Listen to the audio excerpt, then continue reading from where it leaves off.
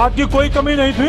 116 समितियों में सिर्फ 30 समिति संचालित थी। किसानों को जरूर समस्या हुई है, बाकी निश्चित रूप से आगे से खाद की कोई समस्या नहीं होगी। तो उनसे मैं क्षमा चाहता हूं, अगर कोई स्ट्रेटजी, कोई गलती हुई हो तो उसके लिए भी सुधार करने का पूरा प्रयास हम लोग करेंगे।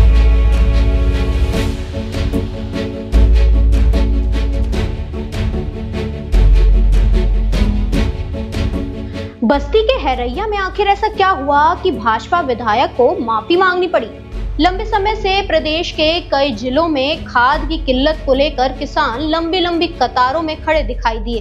कहीं किसानों को बारिश में भीगकर तो कहीं पुलिस की लाठी खाने के बाद भी खाद नहीं मिल पाई। कुछ जगहों पर तो किसान खाद के लिए रोते भी नजर आए।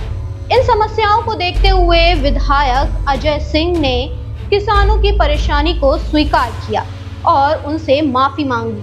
उन्होंने कुछ दुर्व्यवस्था और विभागीय मिसमैनेजमेंट की वजह से कहा कि यह स्थिति पैदा हुई। विधायक ने स्पष्ट किया है कि सरकार किसानों के साथ है और खाद में कोई कमी नहीं है। उन्होंने बताया कि 116 में से कुछ समितियां ही संचालित हो रही थी, जिसकी वजह से ये समस्या पैदा हुई।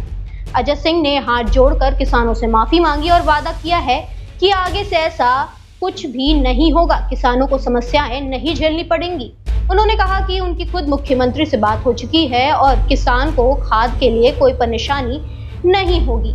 यह कदम किसानों के लिए कितना राहत भरा होगा ये तो वक्त बताएगा, लेकिन विधायक की इस एक पहल से किसानों को एक उम्मीद जाग गई है कि उन्हें अब आगे से परेशानी का सामना नहीं करना पड़ेगा। आइए सुनते हैं क्या बोलते हैं भाजपा विधायक।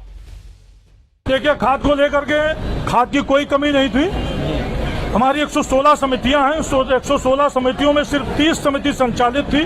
प्राइवेट को खाद हम दे नहीं रहे थे। खाद मेरे पास अधिकार थी। थोड़ा किसानों को जरूर समस्या हुई है, लेकिन अगली बार ये समस्या नहीं हुई। मेरी मुख्यमंत्री जी से कल बात हुई है, कृषि मंत्री जी से ही कल ही बात हुई है। इसके पहले कई बार हमारी वार्ता हुई है। खाद की कमी नहीं है। हमने बिक्री के जो स्थल है वो हमने थोड़ा सा सीमित कर दिए, इस नाते समस्या हुई। बाकी निश्चित रूप से आगे से खाद की कोई समस्या नहीं होगी। और मैं स्वयं क्षमा मांगता हूं अपने बस्ती के किसानों से। अगर उनको कोई तकलीफ हुई है तो उनसे मैं क्षमा चाहता हूं।